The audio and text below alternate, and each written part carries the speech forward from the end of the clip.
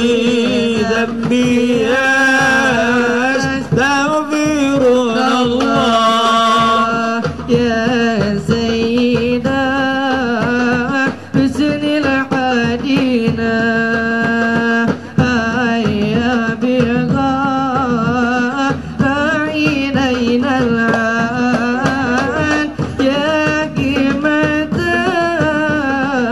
سادة الأقطار ما عادينا صدقي وسري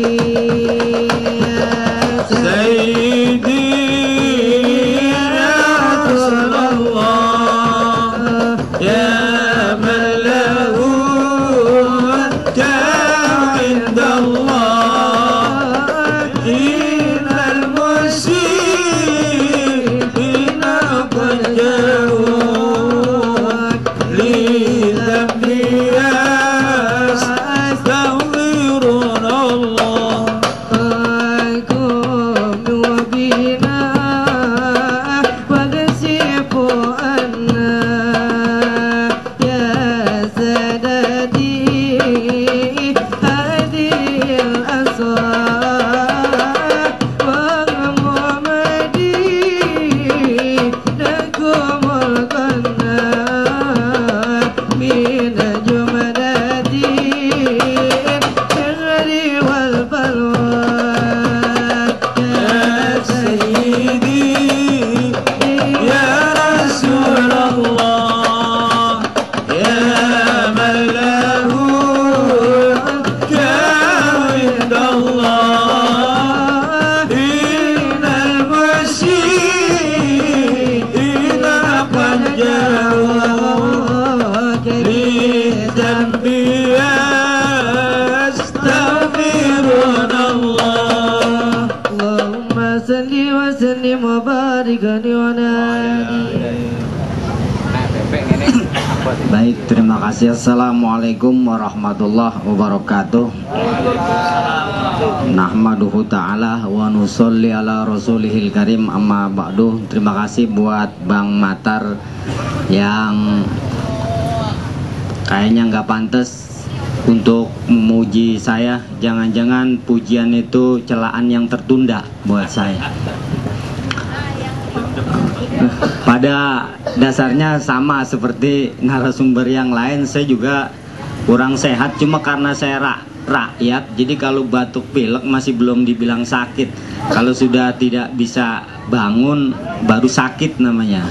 Jadi makanya saya masih bisa sempat hadir karena saya juga rakyat sama dengan kalian. Saudara-saudara, kalau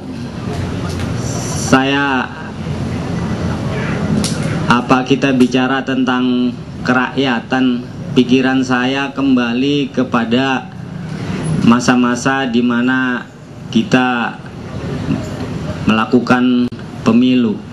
Di situ kita lihat para elit dan partai-partai politik menawarkan banyak sekali program-program yang katanya bersifat kerakyatan.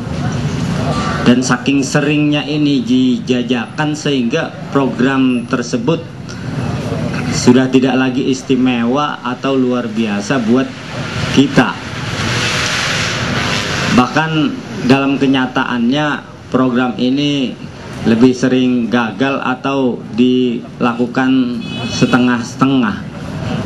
Saya ingin kasih sebuah ilustrasi dari suatu negara antah berantah, di mana ada seorang, kita sebut namanya Mas Bro gitu kan, yang selama hidup, yang mendedikasikan hidupnya untuk membangun kewirausahaan rakyat dalam upaya memberdayakan potensi masyarakat guna terciptanya ekonomi kerakyatan yang mantap. Waduh, gitu bahasanya mungkin. Dan kebetulan Mas Bro ini pejabat Pemda yang mengurusi bidang itu. Intinya Mas Bro ini memang orang yang peduli dan mau terjun langsung dan tidak hanya berkutat pada konsep yang berbumbu wacana cini atau esen-esen yang beraroma harum, gurih, manis belaka gitu. Jadi untuk jalannya program ekonomi kerakyatan, Mas Bro pilih 2 orang di antara masyarakat, Ahmad dan Amit, orang muda. Dia berharap bahwa nanti akan ada wirausahawan muda yang maju dan bisa memberikan inspirasi bagi warga masyarakat lainnya. Program sudah dibuat, ditentukan, yaitu misalnya produksi tahu, produksi pembuatan tahu.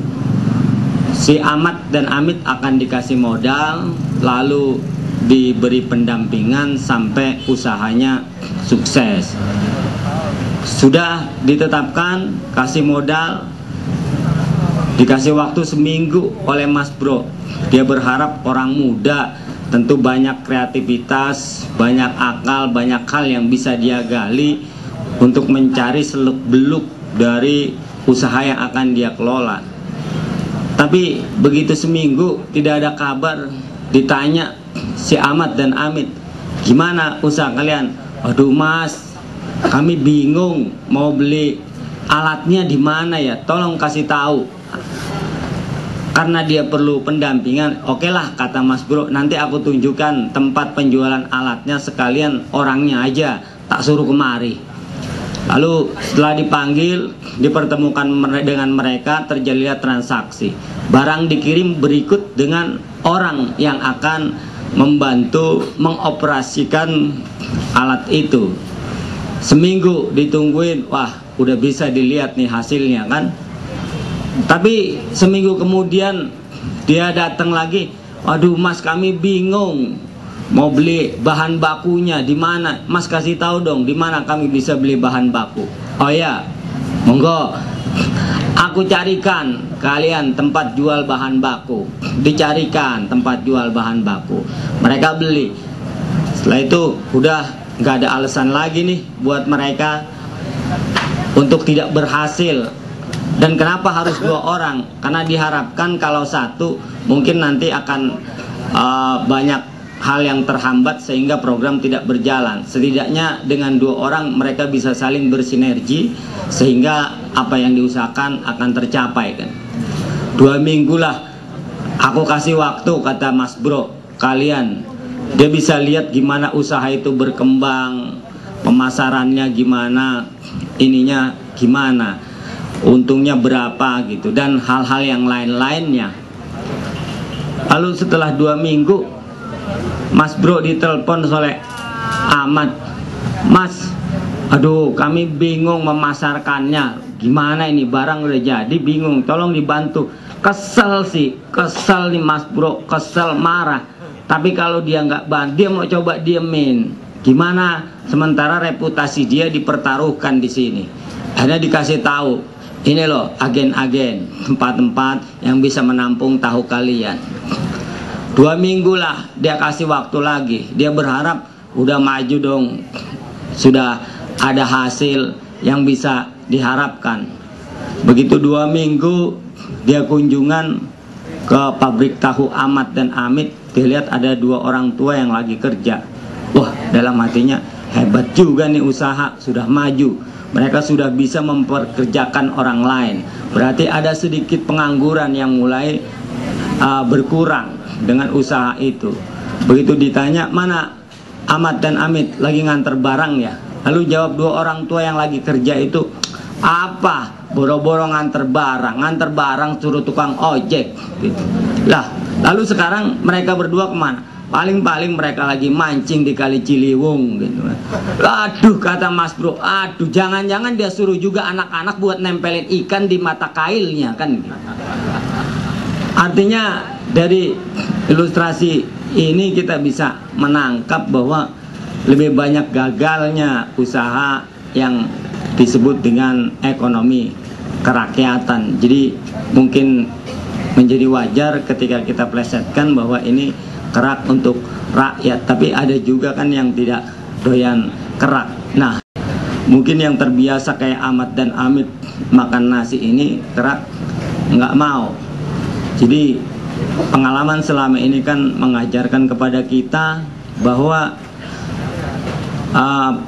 program-program yang bersifat kerakyatan itu seperti BLT, PNPM, dan lain-lain lebih dipahami oleh masyarakat sebagai hibah yang nggak perlu harus dipertanggungjawabkan, dan mungkin itu sebagai kompensasi ketika mereka memenangkan salah satu calon, terutama berkaitan dengan pemilu gitu. Jadi buat mereka ya kapan lagi mereka bisa menikmati uang dari hasil pajak mereka sendiri, bukan cuma para koruptor yang menikmati itu. Jadi saya lebih melihat program kerakyatan ini sebagai sebuah fitnah. Kalau bahasa Arab fitnah itu tidak ada hubungannya dengan celaan, dengan caci maki, dengan pembukaan aib. Fitnah itu asal katanya fatana yang berarti menyilaukan. Jadi sesuatu yang menyilaukan kita dari kebenaran sejati. Jadi hanya sekedar bagaimana kita silau. Jadi hanya untuk membangun pencitraan lah, gitu kan. Lebih membangun pencitraan agar kita silau dan menutup pandangan kita dari sebuah kebenaran sejati. Ya, sejatinya kita masyarakat Indonesia masih miskin toh. Jadi tidak ada kemiskinan yang bertambah, yang berkurang. Buktinya setiap kali ada BLT di kampung saya aja masih justru makin tambah itu yang menerima bantuan langsung tunai. Jadi saya kira bahwa kerak juga kadang kalau kita yang terbiasa mungkin enak, tapi yang terbiasa makan nasi meskipun itu bukan beras yang bagus tetap kurang enak. Nah inilah yang selama ini kita terima dan kita mau dibodohi oleh pemerintah kita sendiri. Jadi pemerintah kita rupanya kan elit-elit belajar dari Belanda.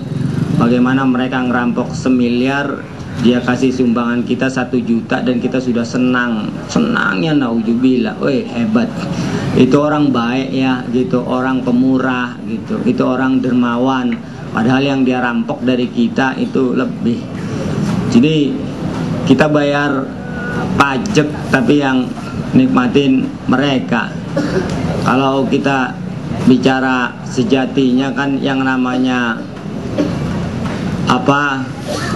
rakyat dan wakil rakyat itu kan harusnya bosnya rakyat gitu. Yang namanya wakil kan itu pelayan, tapi selama ini justru mereka yang kita layani, mereka yang kita gaji dan tidak pernah peduli dengan kita. Itu mungkin sedikit pandangan saya yang saya pahami dari kacamata rakyat.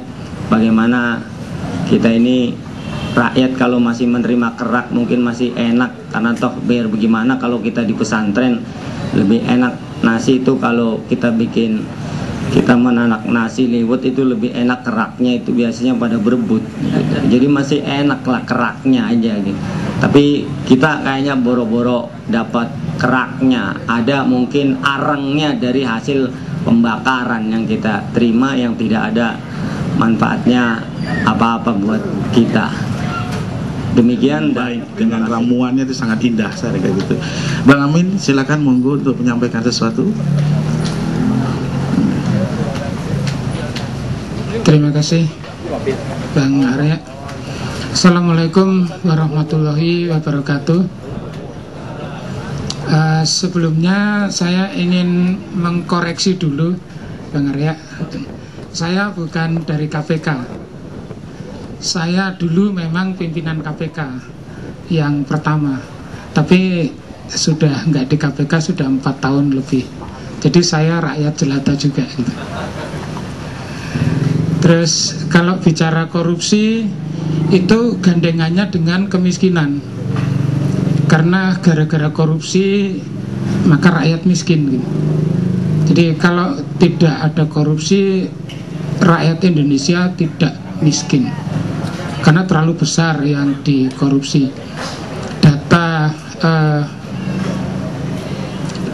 Datanya catatannya KPK itu menunjukkan dari tahun 2007 sampai dengan 2010 bantuan sosial yang tidak jelas itu sampai 300 triliun. Jadi kalau itu dipakai untuk program pengentasan kemiskinan, tentunya rakyat nggak miskin. Jadi tadi kalau dikatakan Bang Arya campur-campur, memang harus dicampur. Jadi untuk mengurangi kemiskinan, korupsi harus dihilangkan. Nah, kalau bicara korupsi, saya jadi ingat waktu SMP. Waktu SMP ada pepatah, nggak tahu pepatahnya benar atau tidak gitu ya. Jadi keledai itu tidak akan tersandung di batu yang sama untuk 2 kali. Pepatahnya begitu yang saya pelajari. Nggak tahu kalau SMP atau SMA sekarang apakah pepatahnya masih berlaku atau enggak. Nah, cilakanya kalau kita bicara korupsi di Indonesia, kalau kita lihat grafik di depan, jadi kalau kita bicara memberantas korupsi, Indonesia ini sudah berkali-kali berantas, udah berhasil digebukin jatuh lagi, berantas lagi, udah berhasil digebukin jatuh lagi. Yang berantas siapa? Orang Indonesia sendiri. Yang gebukin siapa? Orang Indonesia juga. Seperti Anda lihat waktu KPK mulai berhasil, dihajar habis oleh buaya. Nah, sekarang mulai bangkit lagi. Tapi itulah bangsa Indonesia, selalu berhasil. Kalau sudah berhasil secara natural, kita sendiri gebukin sendiri supaya jatuh sendiri. Nanti setelah jatuh, baru kita sadar lagi, oh harus diberantas korupsinya. Berantas, naik lagi. Terus saya nggak tahu kenapa saya bisa menggambarkan keledai gini ya, di gambar itu ya. Karena begini, mungkin Anda ingat tahun 2005 KPK mengungkap korupsi di Komisi Pemilihan Umum. Jadi korupsi di Komisi Pemilihan Umum diungkap.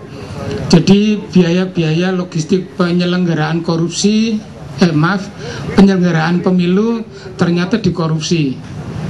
Mulai dari ketua KPU-nya, terus beberapa anggota akhirnya dikirim ke penjara. Itu tahun 2005. Jadi pemilunya tahun 2004, korupsinya diungkap tahun 2005. Terus beliau-beliaunya dipenjarakan. Nah, kalau Anda lihat di gambar di sini, Indonesia menyelenggarakan pemilu yang diakui oleh dunia internasional sangat demokratis, bagus. Pertama kali tahun 1955. Kalau di zaman modern ini tahun 2004. Tahun 1956 mulai dari Menteri Penerangan, Menteri Luar Negeri, terus pengurus-pengurus panitia pemilihan Indonesia, terus direktur maupun bawahnya dari percetakan negara ditangkepin karena apa? Karena mengkorupsi logistik pemilu tahun 55. Jadi tahun 56 korupsinya dibongkar. Mr. Samsudin Sultan Makmur itu Menteri Penerangan dipenjarakan. Terus Lee Hok Tae itu direktur percetakan negara dipenjarakan. Terus Menteri Luar Negeri Abdul Ghani itu dikenakan denda. Nah, kenapa? Karena pada waktu pemilu tahun 55 logistiknya dikorupsi. Jadi sama persis dengan yang terjadi tahun 2004, korupsinya diungkap tahun 2005. Nah, ingat pepatah saya tadi kan? Nah, kemudian kita lihat beberapa tahun yang lalu Gubernur Bank Indonesia dipenjarakan, Pak Burhanuddin Abdullah, termasuk deputinya, termasuk Pak besannya Pak Presiden. Itu Gubernur Bank Sentral, Bank Indonesia. Beberapa tahun sebelumnya yang namanya Pak Safirin dipenjarakan juga, Gubernur Bank Sentral juga, Gubernur Bank Indonesia. Artinya kesandung 2 kali kan? Tapi nggak cukup segitu. Kalau kita lihat ke belakang tahun 67, Gubernur Bank Sentral itu juga dipenjarakan. Kenapa? Tuduhannya subversi. Tapi kalau dilihat apa yang terjadi, ya ngambilin duit sama. Artinya gini, tahun 67 Gubernur Bank Indonesia dipenjarakan karena urusan ngambil duit. Kemudian yang lebih menyakitkan, duitnya dipakai untuk beli senjata ke Taiwan untuk mendukung pemberontakan G30S. Nah, kemudian Gubernur Bank Indonesia lagi, Safirien dipenjarakan, kemudian Burhanuddin Abdullah dipenjarakan 3 kali kesandung di tempat yang sama. Ya, lebih Pak. Kalau dia 2 kali aja. Kemudian kalau kita lihat lagi, berapa anggota DPR yang dipenjarakan karena mintain duit, terima suap. Terus menteri misalnya Pak Rohmin Dahuri dipenjarakan juga karena mintain duit. Kalau kita mundur lagi ke belakang, tahun 56 Mr. Jody Gondokusumo, Menteri Kehakiman Republik Indonesia, sama, dia anggota parlemen, dipenjarakan karena mintain duit. Jadi dia memberikan visa kepada orang asing dengan imbalan minta duit, walaupun duitnya tidak diterima oleh dia, duitnya diterima oleh orang kepercayaannya dia. Nah, artinya apa? Tahun 56 menteri dipenjarakan, di zaman KPK dipenjarakan juga, anggota parlemen di zaman Orde Lama dipenjarakan, di zaman reformasi dipenjarakan juga. Artinya apa? Kita ini kok kayaknya tidak bisa belajar dari diri kita sendiri. Jadi dulu sudah mengalami kesalahan, terus berulang lagi. Kalau Anda lihat di sini, banyak sekali operasi-operasi sejenis KPK yang sudah pernah dilakukan. Tahun 57 Panglima Penguasa Militer, karena pada waktu itu masih darurat perang, jadi kita berhadapan dengan Belanda, berhadapan dengan PRRI Permesta, jadi darurat perang yang berkuasa militer. Oleh penguasa militer waktu itu Mayor Jenderal Abdul Haris Nasution diberlakukan pembuktian terbalik tahun 57. Nah, pesannya Pak Abdul Haris Nasution waktu itu adalah peraturan pembuktian terbalik diberlakukan dengan catatan yang harus diperiksa pertama kali adalah diri saya sendiri. Akhirnya Pak Abdul Haris Nasution kekayaannya diperiksa. Nah, sayangnya tahun 59 kita kembali ke dekret, ada dekret Presiden 1 Juli, kembali ke Undang-Undang Dasar 45, jadi keadaan darurat perang tercabut. Nah, lucunya kalau kita lihat tahun 70, jadi tahun 71 itu dibuat Undang-Undang Pemberantasan Korupsi nomor 3 tahun 71. Nah, tahun 70-nya itu ada diskusi besar yang dilakukan oleh para generasi muda bertempat di Salemba, Universitas Indonesia. Termasuk yang diskusi mahasiswa yang namanya Akbar Tanjung, Zen Bajeber, Mar'i Muhammad, Kristianto Wibisono. Mereka masih mahasiswa semua. Salah satu yang dibahas apa? Perlu atau tidaknya pembuktian terbalik. Sebagian mendukung pembuktian terbalik, sebagian menganggap pembuktian terbalik bertentangan dengan hak asasi manusia. Tahun 70 dibahas detail. Keputusannya apa? Tidak diberlakukan. Itu ada di Undang-Undang nomor 3 tahun 71, pembuktian terbalik tidak berlakukan. Kemudian tahun 98 diskusi lagi, tahun 99 diskusi lagi, perlu atau tidaknya pembuktian terbalik. Kemudian dibuat Undang-Undang nomor 31 tahun 99. Isinya apa? Pembuktian terbalik tidak diberlakukan. Artinya apa? Ya generasi kita memang generasi yang nggak bisa ngambil keputusan. Sudah tahu tahun 70 undang-undang pembuktian terbalik tidak diberlakukan, sampai tahun 99, artinya 29 tahun kita gagal berantas korupsi. Giliran harus ngambil keputusan pembuktian terbalik diberlakukan atau tidak, putusannya apa? Tidak. Artinya apa? Cara yang sudah gagal 29 tahun diulangi lagi. Siapa yang ngambil keputusan itu? Ya kita orang Indonesia.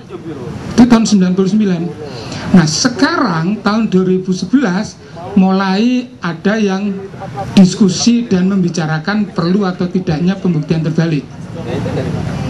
Nah nanti saya menebak bahwa memang bangsa Indonesia itu bangsa yang tidak bisa belajar dari sejarah sendiri. Pasti nanti keputusan pembuktian terbalik tidak diberlakukan. Jadi walaupun itu sudah gagal akan diulang lagi. Karena apa? Ya kita ini memang bangsa begini, bangsa yang nggak bisa maju. Mestinya kan kalau tahun 70 pembuktian terbalik tidak diberlakukan, kemudian sampai tahun 99 kita masih gagal berantas korupsi, mestinya kan tahun 99 itu pembuktian terbalik diberlakukan.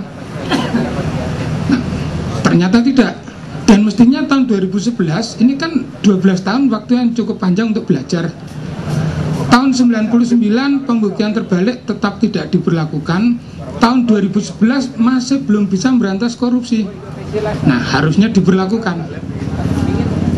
Tapi untungnya Indonesia punya yang namanya Pak Yunus Hussein. Pak Yunus Hussein ini yang ahli urusan pencucian uang. Jadi ya sudah, pembuktian terbalik diberlakukan tapi lewat undang-undang pencucian uang, bukan undang-undang pemberantasan korupsi. Nah, ini bentuk saya cerita bagaimana bangsa kita berkali-kali mengulangi kesalahan yang sama. Kemudian kalau kita lihat, tadi saya katakan tahun 57 pemberantasan korupsi besar-besaran, terutama oleh TNI. Artinya pemberantasnya betul-betul dilakukan oleh TNI. Yang menyidik, yang menggeledah itu CPM. Kemudian tahun 67 dibentuk tim pemberantasan korupsi. Setahun, 2 tahun beroperasi, hasilnya bagus. Kemudian tahun 70 dibentuk Komisi 4, hasilnya bagus. Kemudian tahun 77, saya yakin sebagian besar masih belum lahir, tahun 77 dibentuk Operasi Tertib.